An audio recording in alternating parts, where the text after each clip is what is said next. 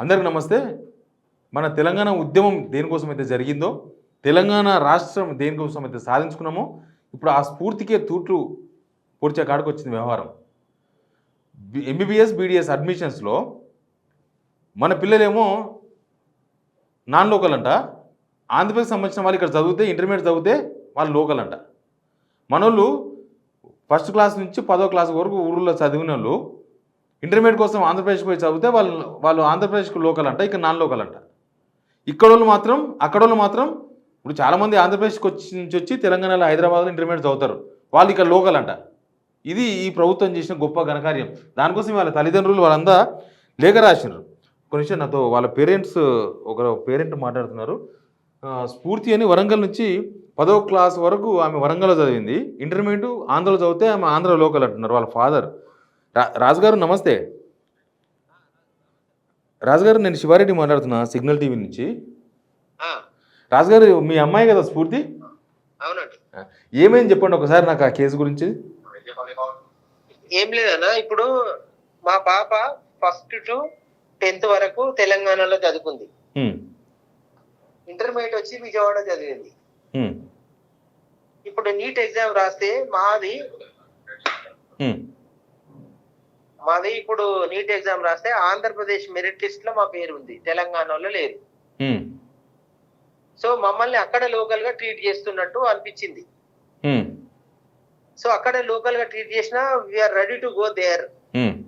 At the time of admission వాళ్ళు local candidate certificate అడిగితే నేను ప్రొడ్యూస్ చేయలేనప్పుడు నన్ను అన్ఫిట్ చేస్తారు కదా, డిస్క్వాలిఫై చేస్తారు కదా. అవును, అది సమస్య. ఎందుకు అట్లా? ఇక్కడ గవర్నమెంట్ తీసుకొచ్చిన జీవో 33 బేస్ అది. ఇప్పుడు కొత్తగా ఇది జూలై 19 రోజు నాడు రిలీజ్ అయిన జీవో. అంటే ఎగ్జామ్ కి ముందు ఇలాంటి రూల్స్ ఏమి ఫ్రేమ్ చేయలేదు, చెప్పలేదు కూడా. ఒకవేళ చెప్పి ఉంటే మనము దాన్ని ఫాలో అయ్యి ఆంధ్రకే అక్కడే తీసేసుకుందామో, లేకపోతే ఇంకా వేరే ఆల్టర్నేట్ మాధ్యమాలను ఇట్లాడుకుందాం. ఇప్పుడు ఆలపేసడని వీళ్ళు ఈ ప్రతిపాదన తెచ్చే వరకే ఇప్పుడు మేము అటు కన్సిడర్ అవుతుందా, తెలంగాణ కన్సిడర్ అవుతుందా అనేది అగమ్య గోచరంగా ఉంది మా పరిస్థితి. అవును. సో ఏం చేయాలి అర్థం కాని పరిస్థితి. ఇప్పుడు ఇవాళ రిజిస్ట్రార్ దగ్గర పోతే ఇంకా రాలేదు వాళ్ళు, మన కాలేజ్ యూనివర్సిటీ వెళ్తే రాలేదు. ఇంకా ఆల్టర్నేట్ లేదు కదా, హైకోర్టును ఆశ్రయిద్దామని ఒక ఆలోచనలో ఉన్నాం సార్. ఇప్పుడు ఒకవేళ ఆంధ్ర వాళ్ళు ఎవరైనా ఇంటర్మీడియట్ ఇక్కడ చదివితే వాళ్ళు తెలంగాణలో అవుతారేమో. తెలంగాణ అయిపోతారు, వాళ్ళకి మంచిగా హ్యాపీగా ఫుల్ సీట్లు వస్తాయి. ఈ లెక్క ప్రకారంగా ఏంటంటే, మా అంచనా ఏంటంటే, ఇది ఈ తెలుగుదేశం అంటే ఆంధ్రప్రదేశ్ వాళ్లకు మన రాష్ట్రంలో ఒక మంచి పెద్దపీట వేసినట్టే లెక్క.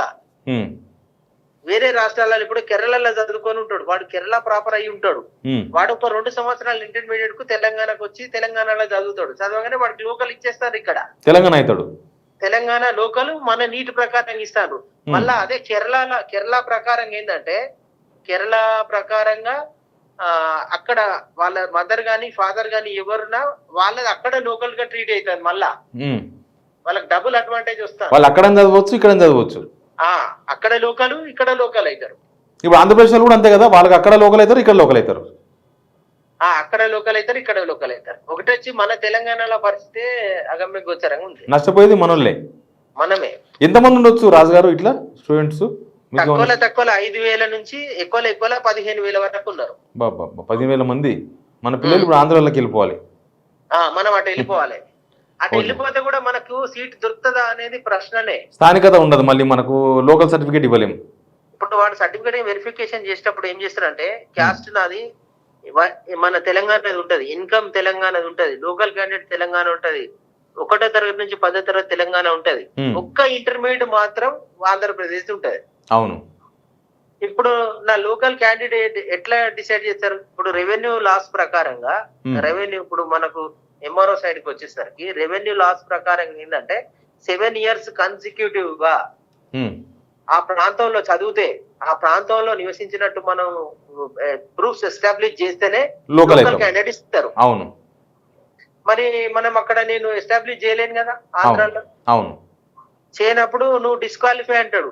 అంటే నేను ఈ ఎంట్రన్స్ ప్రక్రియలో రిజిస్టర్ చేసుకొని కొద్ది దూరం ప్రయాణం చేసిన తర్వాత సర్టిఫికేట్ వెరిఫికేషన్ క్రమంలో నన్ను డిస్క్వాలిఫై చేస్తే నా పరిస్థితి ఏంటిది?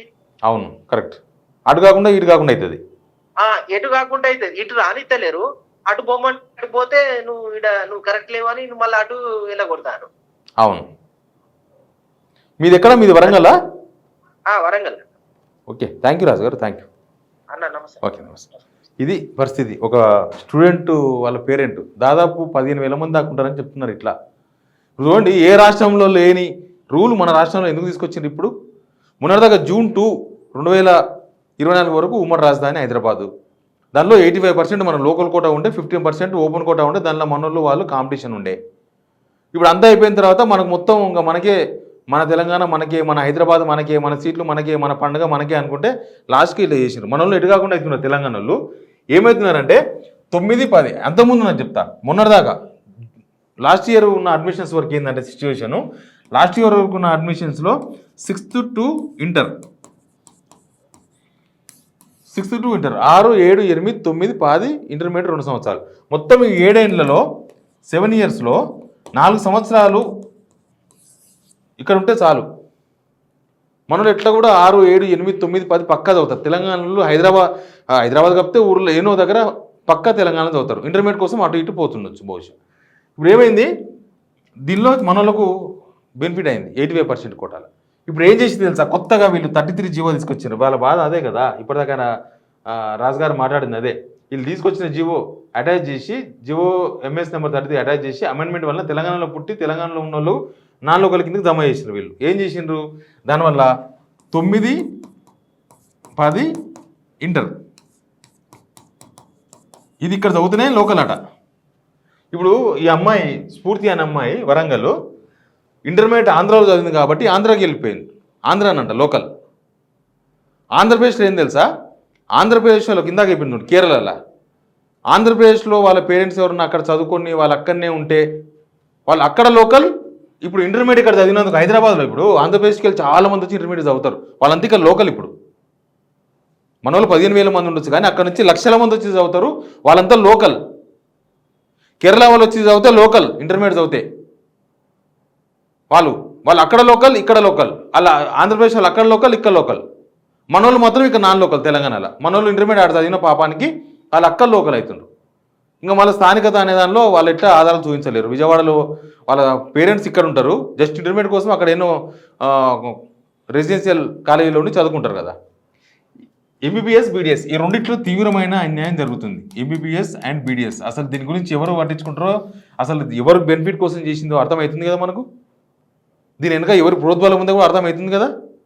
ఆంధ్రప్రదేశ్ సంబంధించిన పిల్లలు స్టూడెంట్స్ ఇక్కడ వచ్చి చదువుకోవాలి. ఇప్పుడు ఓపెన్ కోటాలో మనోళ్ళు వాళ్ళు ఓపెన్గా మొత్తం 15% పోయింది, 85%లకు వచ్చేసిండ్రు వాళ్ళు. ఇప్పుడు 15% పోయి 85%లకు ఆంధ్ర స్టూడెంట్స్ అంతా వచ్చిండ్రు.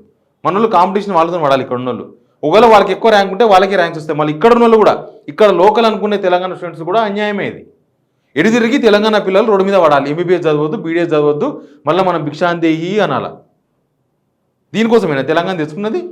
కలిపేసిండు ఊరికి ఆంధ్ర తెలంగాణ కలిపేస్తే ఏలోళ్ళు ఉండదు. నాలుగు కూడా ఎవ్వరు మాట్లాడరు. ఇంకా మనది అనుకుని మర్చిపోతే అంత మనమే అనుకుంటే అయిపోతుంది. మన పిల్లలకు లబ్ధి చేకూర్చే విధంగా ఉండాలి, కానీ మన పిల్లలు రోడ్డు మీద పడేసి పక్క రాష్ట్ర పిల్లలకు లబ్ధి చేకూర్చే విధంగా మనకెందుకు ప్రభుత్వం ఇది? ఇంజనీరింగ్ అడ్మిషన్ చూడండి. ఇంజనీరింగ్ అడ్మిషన్స్లో ఇట్లా తీసుకున్నారు. ఇంజనీరింగ్ అడ్మిషన్స్లో 6 నుంచి ఇంటర్మీడియట్ వరకు తీసుకున్నారు. ఇంజనీరింగ్ అడ్మిషన్స్ కౌన్సిలింగ్లో 6, 7, 8, 9, 10 ఇంటర్మీడియట్. ఈ 7 సంవత్సరాల్లో 4 సంవత్సరాలు అంటే దానిలో మనలకు న్యాయం జరిగింది. మళ్ళీ ఇంజనీరింగ్లో ఇట్లా తీసుకున్న ఈ గవర్నమెంట్, ఇక్కడ గవర్నమెంట్, తెలంగాణ గవర్నమెంట్, మన తెలంగాణ గవర్నమెంట్, మన సర్కారు MBBS, BDSకి వచ్చే వరకు ఎందుకట్లా తీసుకున్నారు? ఎందుకు మార్చిర్రు? అక్కడ ఒకలాగున్నది, ఇక్కడ ఎందుకు మార్చిర్రు? అక్కడ పాత పద్ధతులు వేసిండ్రు, ఇక్కడికి వచ్చారు కొత్త సిస్టమ్. నోటిఫికేషన్ కన్నా ముందు మామూలుగానే ఉన్నది. మొన్న 19వ తేదీన, పోయిన నెల 19వ తేదీన కొత్త జీవో తీసుకొచ్చిండ్రు. ఎందుకు అంత ఉడావుడిన? ఆ జీవో కూడా పబ్లిక్ డొమైన్లో లేదు, దాచిపెట్టిండ్రు. దానిలో ఏం దొంగతనం లేకపోతే, దానిలో ఏం కాన్స్పిరెన్సీ లేకపోతే ఆ జీవో ఓపెన్గా ఎందుకు లేదు? పబ్లిక్ డొమైన్ ఎందుకు లేదు? ఆ జీవో కూడా లేదు. జస్ట్ ఆ హెల్త్ యూనివర్సిటీ వాళ్ళు కదా భర్తీ చేసేది ఇవన్నీ. వాళ్ళు ఇచ్చిన నోటిఫికేషన్ చూసినాక అర్థమైంది ఇదంతా పెద్ద సీన్ కదా, మన తెలంగాణ పిల్లలు నాన్ లోకల్ అవుతారు ఇక్కడ అని. దీని మీద తెలంగాణ సమాజం స్పందించాలి, తెలంగాణ వాదులు స్పందించాలి, లేకపోతే ఇది ఇంకిట్టే అయిపోతుంది. ఇక మన తెలంగాణ తెచ్చుకొని కూడా లాభం లేదు. ఇక మళ్ళీ మనం కూడా బెజవాడకో ఎక్కడి నుండికి పోవాలి. వాళ్ళు హైదరాబాద్కి వస్తారు, మనం అటు పోదాం. Please subscribe signal TV.